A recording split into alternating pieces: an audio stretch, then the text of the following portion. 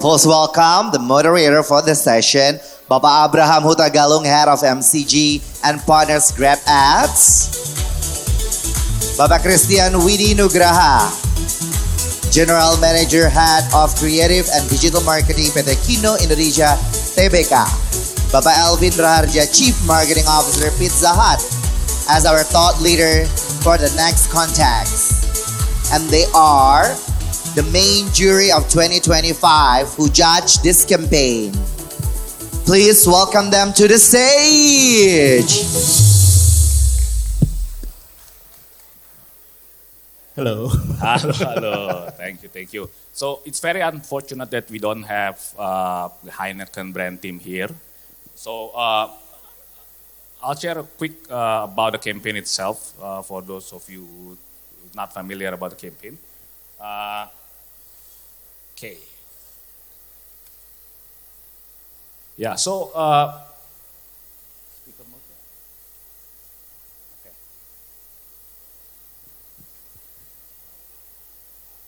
So wait, I'm waiting for the speaker notes though, it's not coming up. Okay.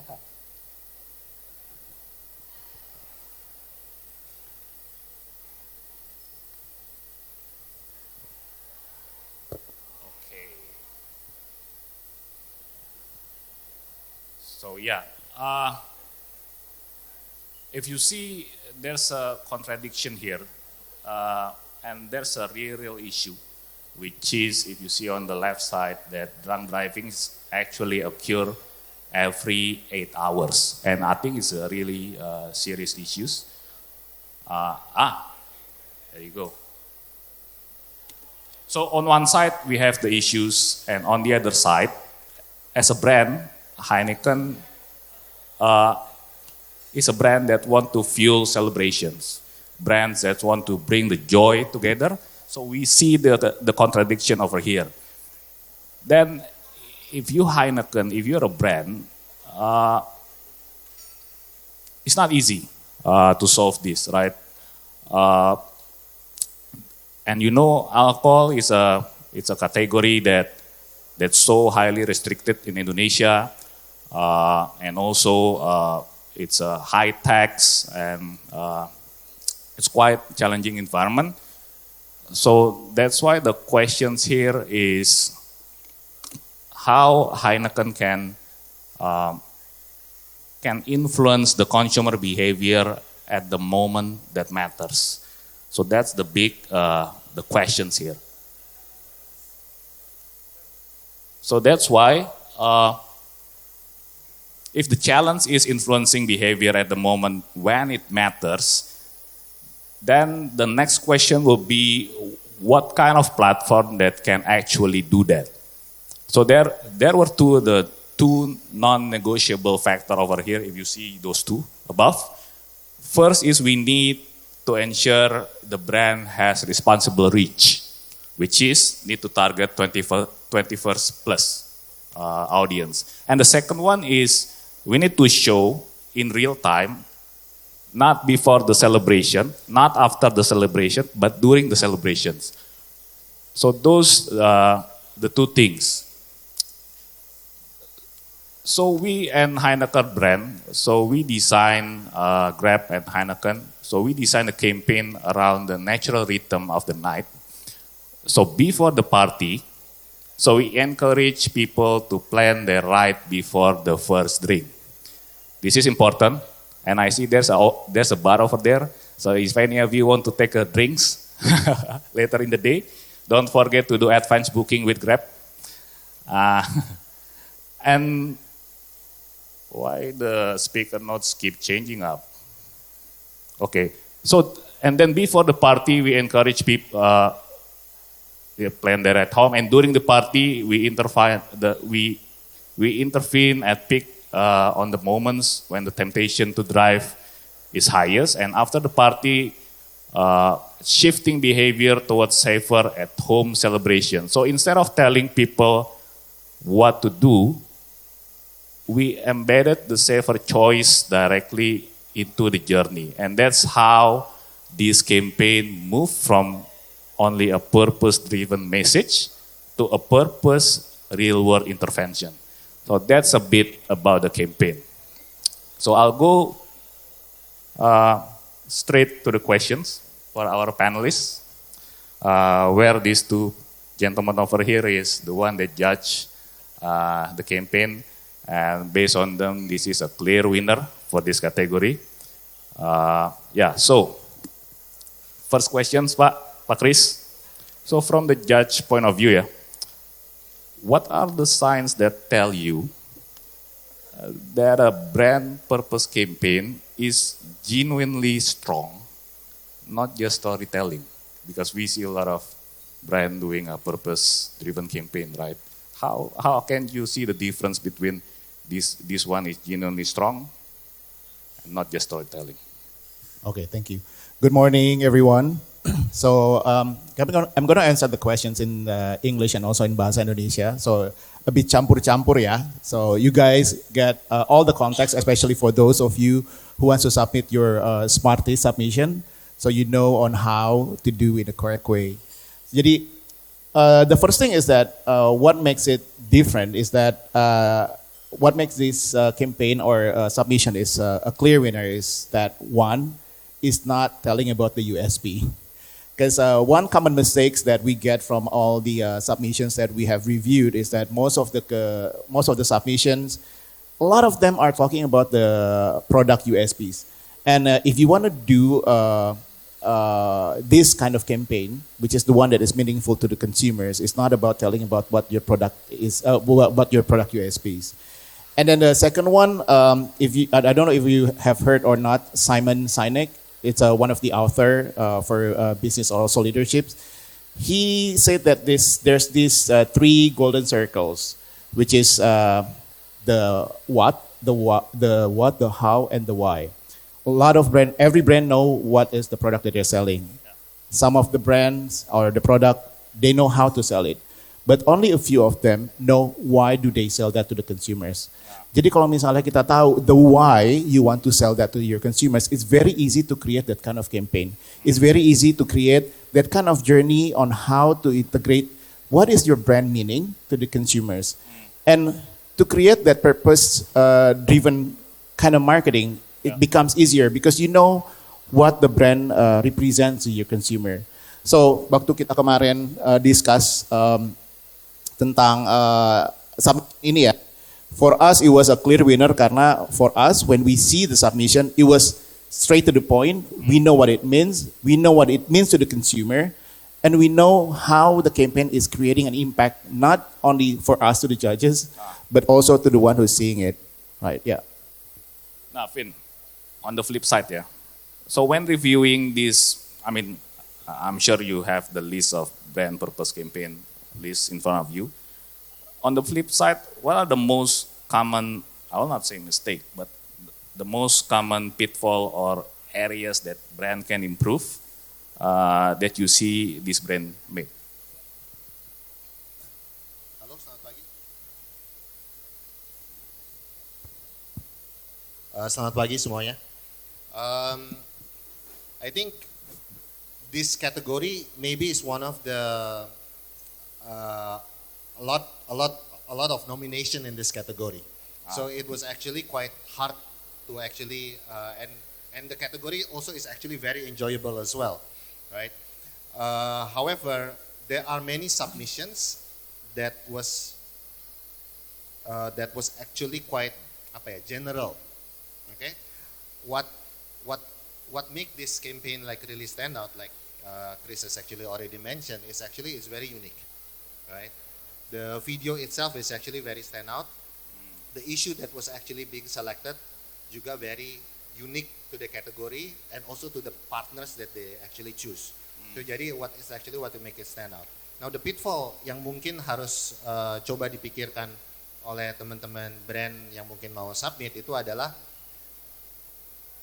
is the topic that you are actually putting or submitting is actually stand out atau enggak gitu. Karena banyak topik-topik yang bagus, tapi mungkin ada juga brand-brand atau kategori-kategori lain yang memasukin dengan tema yang sama. For example, I give you an example lah, right? National Pride, itu mungkin juga salah satu topik yang bagus, tapi ini adalah salah satu topik yang banyak disubmit, gitu contohnya.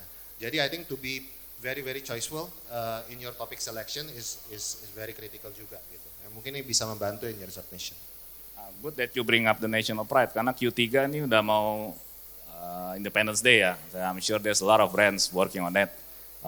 Bukannya nggak bisa ya, bisa tapi you need to find a different angle. Yeah. Karena kalau semua ngomongin tentang Pride Indonesia dan jadinya sama semuanya. That's from the jury point of view kan. What about from the marketers point of view? Elvin dulu deh. So from the marketers point of view, what makes this campaign stronger than a typical purpose-led campaign? But from the strategic point of view ya. I think kalau dari strategic point of view, why for me, I think back then it was kind of now obvious choice. Itu adalah it's very clear regarding where to play dan how to win ya. Gitu. Okay. The topic of drunk driving itself mungkin it's lumayan baru, lumayan gak banyak dibahas di Indonesia, but it's not a unique topic yang gak ada di dunia ini gitu loh. There are many campaigns that we've seen maybe from other countries that discuss about drunk driving, the dangers of drunk driving juga. Tapi what's really stand out buat saya waktu itu adalah the Heineken team is actually like really daring to actually pick DWP, which is actually very locally relevant. Yeah. Dan juga sebenarnya Heineken team juga bisa pick the right partner who actually can enable that executions. Gitu. Jadi from the idea standpoint, where to play yang dipilih dan juga how to win tentang eventnya kah dan partnernya juga, I think that's actually one of the combinations yang make this submissions actually work, right? They can have a drunk driving campaigns for total Jakarta gitu misalnya atau total Indonesia, bahkan they can actually do it, tapi they actually pick these certain events yang very very timely dan sangat relevant. So I think that's for me that's the brownies point for this submission. Yeah, I think 100% agree with you, Vin, because drunk driving ini kan something yang quite taboo, and I don't see any concrete solution from the government either. So it's very a bold idea talking about this, about the drunk driving. Karena personally, one of my close friends also the victim of the drunk driving. So I'm really glad that we chose this campaign as the winner. Nah, from Pak Chris ya, what are the insights around the consumer behavior behind this campaign? The one that you think, the intervention is really necessary at this point, not just creative ya. Yeah, okay. So I think what makes it becoming very paramount about the intervention itself itu adalah bukan masalah kreatifnya aja, tapi yang pertama the fact that Heineken itu they understand about their own product gitu, of course. Tapi percaya atau enggak, banyak sekali brand di luar sana yang punya produk tapi tidak mengerti produknya itu sebenarnya meaningnya apa sih di konsumen gitu. Salah satu yang menurut saya kuat sekali itu adalah karena dari tim Heineken itu tahu produknya itu fungsinya apa dan gunanya apa buat di konsumennya gitu. Dan yang kemudian adalah dia juga mengerti di produknya dia itu sebenarnya punya challenges apa di market gitu kan ya. Of course alkohol di Indonesia itu sesuatu yang ibaratnya orang kadang-kadang suka tabu untuk ngomongin ya. Itulah tadi kenapa makanya ngomongin soal masalah PSA. Menurut saya seandainya nih Heineken kemarin ngambil arahnya adalah PSA, menurut saya nggak akan jalan campaign ini. Kenapa? Karena PSA itu kita jadi seperti we're preaching to the consumer gitu, kayak hey don't do this, hey don't do that. Siapa lu nguliahin gue gitu kan ya. Nah ini yang sebenarnya menurut saya menjadi bagian paling penting gitu. You create an awareness, you want to create an impact, but you don't want to be preachy. And especially gitu ya, the fact that they choose the drunk driving itself, I think it's very smart because I think one of the reason in Indonesia itself, the reason why the government doesn't really campaigning about against drunk driving or creating awareness about drunk driving, it's because of kalau mereka bikin campaign tentang drunk driving, at the same time mereka acknowledging bahwa peredaran alkohol di luar sana tuh banyak, ya kan? Jadi makanya mungkin kita nggak banyak ngelihat di luar sana kayak campaign-campaign PSA tentang kayak jangan menyetir sambil intoxicated atau minum gitu kan ya. Tapi I think that's very smart. Heineken understand the product, they know what the product is being perceived in the market, and they know what is the common mistakes of the consumption, and also they know bagian mana yang belum banyak dikomunikasiin. Terus kemudian yang paling penting adalah mereka yang juga penting gitu di dalam campaign ini adalah mereka itu bring everyone in. Dalam artian kalau misalnya kita ngomong di target audience adalah DWP doang gitu ya. DWP itu sekitar 90.000 orang attendees. Ketika mereka cuma ngomong sama orang-orang yang datang DWP, the pool is very small. But as you can see dengan partnering dengan Grab, jualan ya kita ya. Tapi ini benar. Tapi ini benar. I think it's very smart move karena they're not only targeting to those who actually come to DWP gitu, but those who are not in DWP. Artinya apa? Pool of audience-nya semakin besar. Reach-nya semakin besar, ketika reach semakin besar, dan conversion juga akan semakin besar gitu. Dan artinya juga awareness-nya juga akan semakin besar.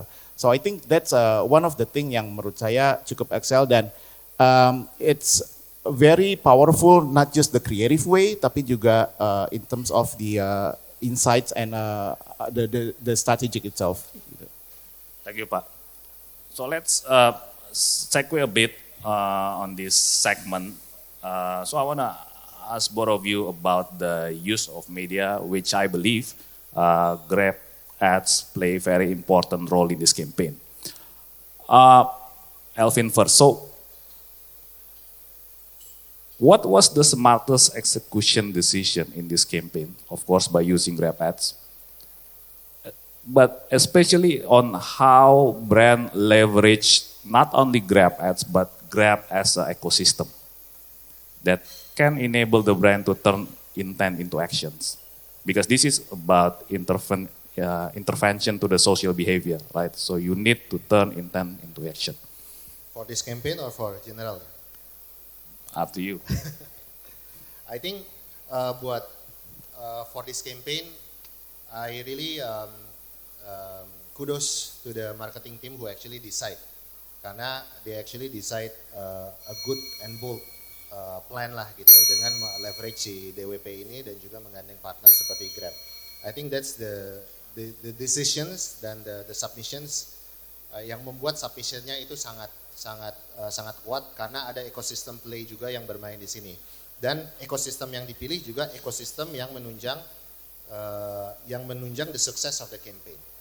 So I think that's one of the thing yang make this campaign is actually very strong gitu karena they are actually communicating about the dangers of the drunk driving kan gitu dan who actually the partner who actually can do this.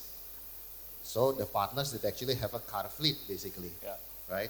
Among the partner who actually have a car fleet, there are some partners who actually have car fleets, right? Whether it's actually traditional taxi or it's actually a more modern ride hailing, for example. And I think the choice of Grab in this case is actually enable the pre, mid, and the post yang tadi udah dibahas dan juga what Chris has mentioned is actually the amplification of it even beyond the event itu bisa kejadian. So maybe I think that's the role of media in this case yang bisa preempt dan communicate in the middle dan juga bahkan postnya. Gitu. So I think that's one of the learning that we actually can pick up from this campaign. Nah, kalau menurut Chris gimana? Itu kan dari sisi Elvin ya. Kalau menurut saya sendiri mungkin lebih kepada ya tadi saya bilang gitu. I think it's very smart that they choose Grab sebagai partner gitu karena Grab sendiri memang memiliki ekosistem tersebut gitu ya. So ketika ngomongin persis sama tadi kata Elvin bilang gitu ya, ketika ngomongin tentang you talking to those people who comes to DWP gitu. Of course Grab is the easiest choice karena ada transportation of course gitu ya. Terus kemudian I think what makes it interesting adalah tadi yang saya bilang gitu. Yang datang 90.000 orang gitu, tapi di luar sana lebih banyak. The fact that kemudian vouchernya kemudian bisa di-redeem, especially without discount gitu, and easily so people can also consume it at home, is actually very smart gitu. Kenapa menjadi smart sekali? Karena both Heineken and Grab ngerti bagaimana cara intercept konsumennya. That's why makanya saya bilang si Simon Sinek itu the what, why, and how itu ya. Ketika udah mengerti why-nya gitu, dia mengerti bahwa orang ada yang minum mungkin di DWP, orang ada yang minum sambil di jalan, orang ada yang minum mungkin di rumah gitu. Kenapa nggak datang ke semuanya? Iya nggak? Nah, Artinya apa gitu? Ketika dia mengerti brandnya itu, mengerti dengan brand essence-nya itu sendiri gitu, partner dengan the right partner gitu, dia akan menjadi part of solution rather than part of the problem. Itu yang menurut saya becoming very smart. Dan the usage of media itself yang dimiliki oleh Grab gitu, tidak cuma sekedar kasarnya ya gitu ya, tidak hanya sekedar untuk giving the awareness, but also actually giving the solution for those different parts of consumers gitu. Thank you, Pak. Okay, last questions since the bell is ringing twice. From a business perspective, this is question for both of you. From business perspective, what are the insight that make you guys think that this campaign not just emotionally compelling, but also commercially credible? Who goes first? It's up to you. I mean,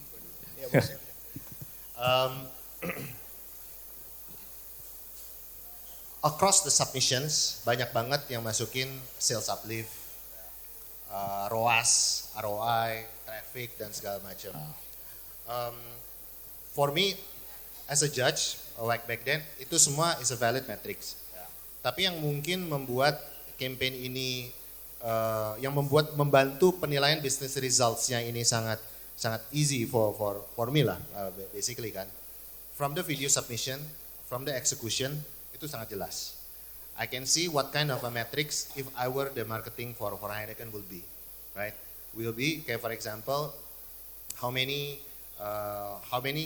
Grab fleet yang actually dipakai pas balik lah gitu misalnya. How many Heineken sold during the DWP? How many coupon atau how many coupon redemptions or sales after the event that actually impact. So I think all of these are actually a valid metrics gitu. So jadi again balik lagi metricsnya apa dan juga executionnya itu seperti apa gitu loh. So I think marrying both context and the result is actually very very critical. And one thing yang sebenarnya kalau nggak salah they don't put any awareness brand equity yang itu mereka actually doesn't put it here gitu.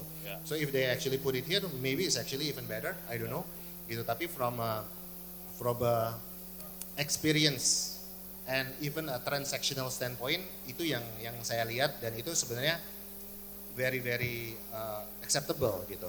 Bukan acceptable ya maksudnya make sense gitu karena ada angka grow 30% dan segala macam. Nah buat saya sebagai juri ngelihat angka 10%, 20%, 30% for me is a reasonable number. Right? Tapi kalau saya lihat angka 1000%, 1500%, there are some missions who actually put it like that. Is this serious or not gitu loh. Karena mungkin you can get the 1500% but your base would be very very small. Dan nggak ada sizable-nya. Tapi kalau 10% growth, 5% growth is actually pretty okay gitu loh. So I think for me that's how I rationalize the metrics juga gitu. Sometimes putting 1000% metrics for me is actually not good gitu karena berarti maybe you're playing in a too small of a field atau maybe you're looking at the different metrics gitu karena who does 1000% of ROI or growth nowadays gitu. Jadi itu mungkin yang when you put a matrix make sure it's grounded and rationalized lah gitu loh for me. Sebelum ke Christian, mungkin one of the other interesting point is if you remember on the video, the sales uplift is actually coming from all the transaction from the non-promo.